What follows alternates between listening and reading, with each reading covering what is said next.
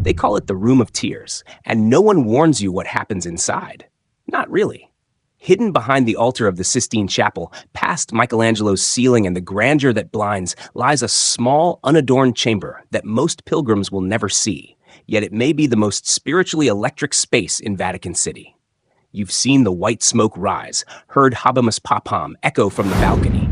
But before that moment, before the world sees the newly chosen pope, he is escorted into this secret space, trembling, overwhelmed, weeping.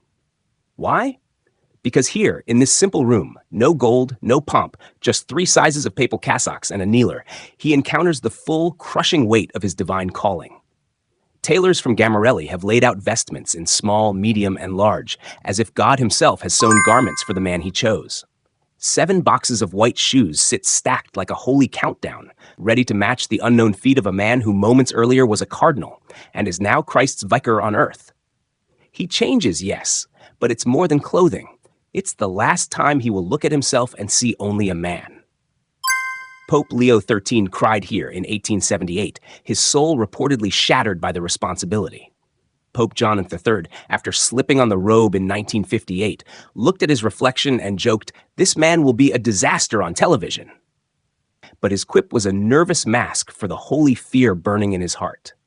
In 2005, Benedict XVI emerged changed. Those present say he looked crushed upon entering, but carried new light in his face as he left. This is not ceremony. It's spiritual surgery. You might imagine the papacy as glory, but the Room of Tears warns you that glory always begins in surrender. Here, a pope may sign his new name, pray on a hidden kneeler, or sit in stunned silence, privately grappling with the thunderous reality, the Holy Spirit chose me. Some fall to their knees. Others cry uncontrollably. It's not weakness, it's revelation. And it's not just personal. History has seeped into these walls. The cope of Pope Pius VI rests nearby, alongside the stole of Pius VII, garments soaked in centuries of triumph and trial, whispers of persecution, reform, and martyrdom. This tiny room has held more power, fear, and grace than many palaces. A pilgrim who once stood near it called it remarkably simple, stunned by how such a modest chamber could carry such unbearable spiritual weight. He said it felt more sacred than the Sistine itself.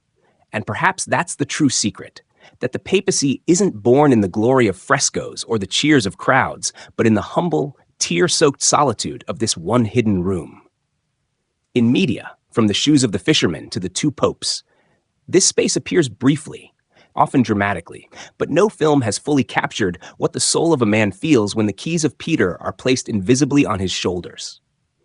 The next time you see a pope step onto that balcony, smiling, waving, glowing under the lights, remember, just minutes before, he may have been weeping in fear, broken in awe, alone in a silent room that has swallowed the hearts of men far stronger than he.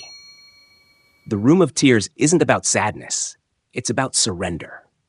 That's the final moment when a man gives up everything to become a shepherd, not by ambition, but by obedience to a spirit who moves in fire and silence.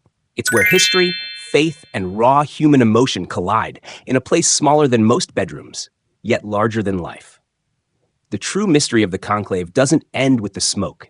It begins behind a closed door where only one man weeps because God has called him by name.